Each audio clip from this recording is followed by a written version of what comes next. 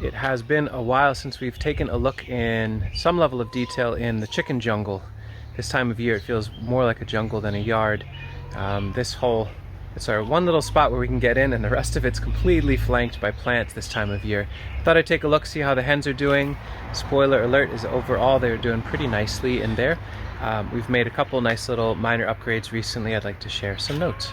So no major wild different changes in here, but a few shifts. I had talked a ways back about there was a project in this general area with the concept of doing some sprouting of seeds. I planted in some carrots and some cinder blocks and things like that. It worked decently well, but then we got a hot spell. It got a little dry. I couldn't keep up with watering, so I've retired that. I'll link to that video if you're interested in that. I've been documenting this project. I'm coming full circle to this old idea of using compost rings and adding some compost that isn't finished and then putting in leftover transplants so that we can start getting these vertical walls of crops for them.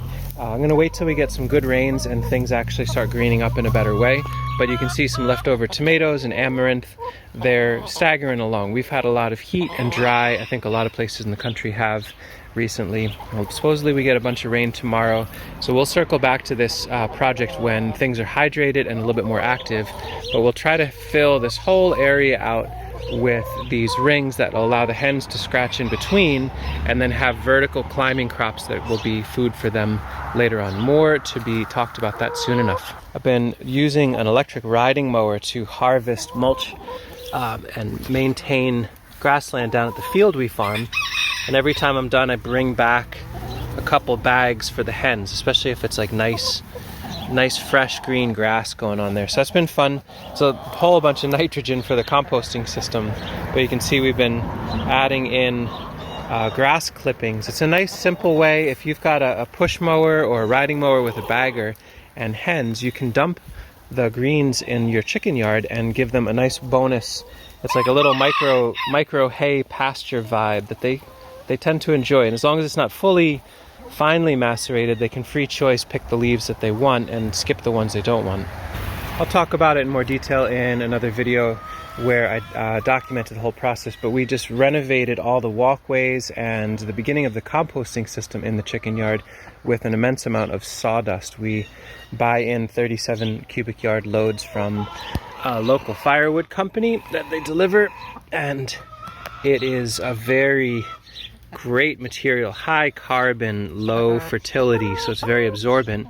And you can see what I've been doing. What we try to do in here is we add seed that can then sprout in the walkways, and then their poops and the excess nutrient, hello friend, that can all be absorbed, and this could be tumbled and turned into compost later on. It also makes it smooth and comfortable to walk through here. So adding in wood chips or sawdust or shredded leaves into the walkways of a chicken yard, I've spoken about that before, really winning simple solution to making things a little bit tidier and more absorbent, keeping odors down and building soil all the while. The most beautiful scene over here on the back end of the coop, but it's functional and it works fine enough. We've got metal garbage cans that hold whole grain. I've spoken about this in the past, but for those that don't know, we have these metal cans so that they are weatherproof and rodent or animal proof. A raccoon's able to pop one of the lids off each night, but we just let them enjoy themselves and then we close it back up again. Today I went and bought 900 pounds of this stuff from a local farmer. His name is Gordy Gallup, a really sweet farmer. He's been doing a whole bunch of different types of crops. His specialties are strawberries and potatoes, and he grows soft winter wheat because it's a taller stem. He harvests the stems for straw to mulch his strawberries, and so the seed is more or less a cover crop for him. And so I just went with my electric car and trailer and bought 900 pounds of this at a super reasonable price. If you're somewhere within a reasonable distance of Trumansburg, New York, give him a holler. I'm going to put his name and cell phone number on the screen now, and you can definitely text him, tell him Sean said hello. And yeah, I went for this because good, healthy, viable seed allows us to do our sprouting system here. So this, once it's in a bucket with some rainwater, will be able to sprout and germinate, And when it lands on the ground and hangs out for a day or two, a couple of days, it'll start to green up. And I think there's now enough of this. Every one of these is filled to the brim with this seed. If we add it every few days, we can start really greening this space up. This is actually a pretty significant upgrade to have wheat that is viable and ready to germinate. If it was cracked or processed or cooked, it would not do that. This is some seed I got not too long ago from a different farmer, lovely person, but the seed itself, for whatever reason, I think it either got too hot or got moist and then dried off, I'm not sure, but it does not germinate. So the hens will eat it, but it's not that helpful to our system. We really want seeds that are alive and viable, and whatever the hens miss become a greater value to them later on. As time allows, we've been trying to harvest the last of our winter run compost to use in some other spots. It's a little bit of a mess in here. Now, the hens have been using it for their dust bathing because this stuff is dry. It's amazingly dry. It's wonderful. It's easy to sift and sort and hydrate later on. And the quality of it is quite good. You can see it's had the whole end of winter and early into the spring in time to really mature. Red wigglers are finishing off. There's a ton of charcoal in here. And so we've been using this as, we harvest this out and sift it through 1/2-inch hardware cloth and use it in our seed starting flats as the majority of our seed starting mix. And so that finely ground charcoal, that beautiful texture of aged compost, and then a little bit of perlite mixed in works beautifully for creating great seedling starts. The very back end of this landscape, which is our composting, our primary composting pipeline, you can see in the back here, this is where food scraps are incoming. We dumped, at least 10 or 12 cubic yards of that sawdust material when we received it. So we've got this huge cache of just straight absorbent carbon on the back end of our system, right where things begin. So you can see it just sits here inert. I think I'm going to actually add some of that wheat seed unsoaked and mix it into the sawdust just a little bit. We're expecting a good rain tomorrow, and see if that can't turn this into a little green sprout mountain.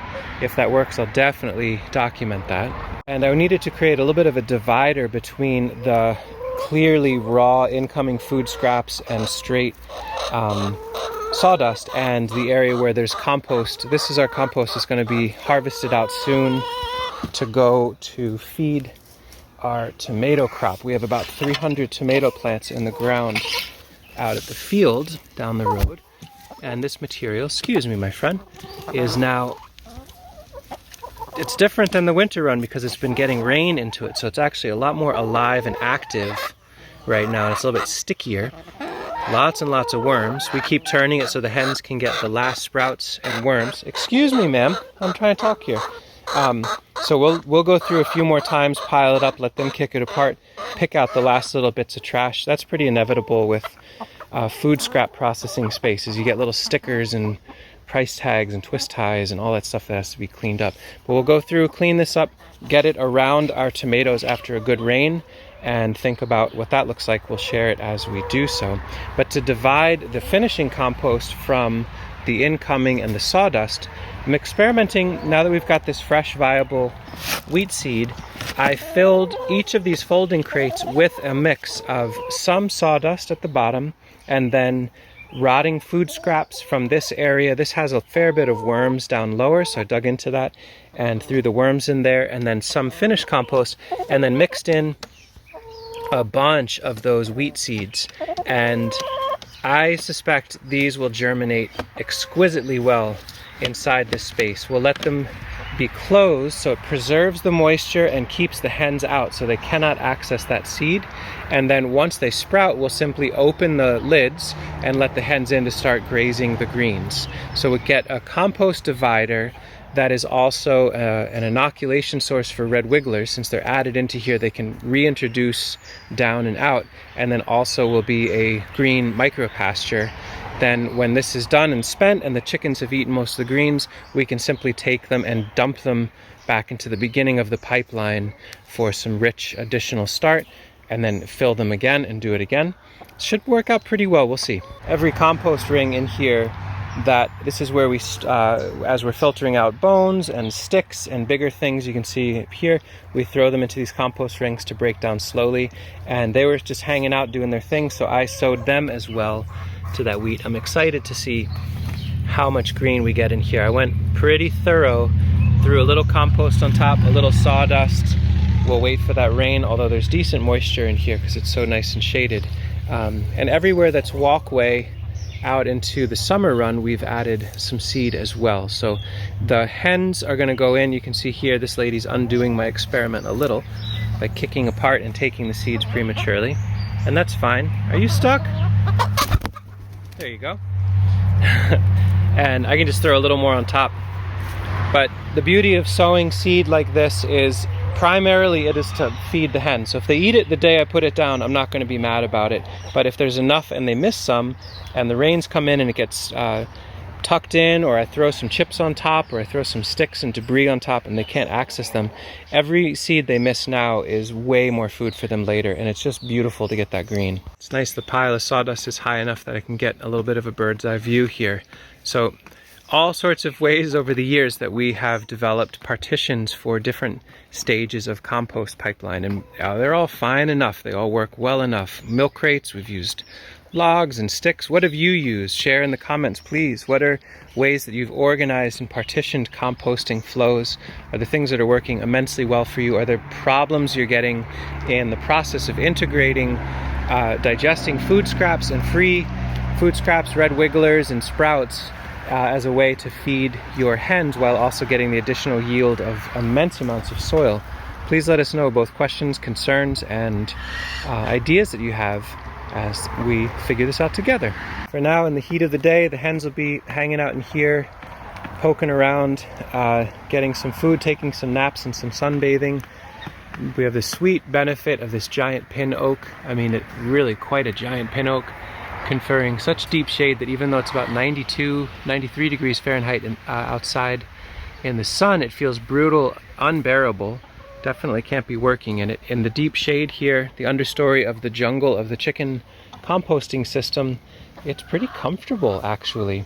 And with little trays of rainwater here or there for them to hydrate, and places for them to take naps or be in the sun or be in the heat, it feels like it's a sweet and ethically balanced way to have chickens in. And you know, it's an enclosed space, it's not free range, but they're protected from predators in really thoughtful ways, and I think we're meeting their needs. I'm going to try my best to figure out some time to finish our montage on the sawdust moving project and how that's working in our garden and also in our chicken system here, and share some more ideas around our compost ring system for growing crops in the chicken yard that are meant for both us and the chickens, primarily for them. Let me know if there's other aspects of this system that you feel like I skim over, or that you remember from the past but I haven't touched on in a while, and I'll try to either answer in the comments or make a video about it. And hopefully folks are patient and understanding that I'm trying to make videos as frequently and as thoroughly as I can, but also in the middle of the growing season with the new little baby in our life, it's hard to set aside time for this work, but I feel like most folks are really patient with us on that, and we appreciate that. Anyway, that's our chicken yard, our chicken jungle in mid-jungle season here, waiting for some good rains, but with a lot more carbon on the ground to soak up excess nutrient, and a lot of seed to sprout and grow and provide greens and life for our soil and for our hens and for us too. Thank you so much for watching. Take care.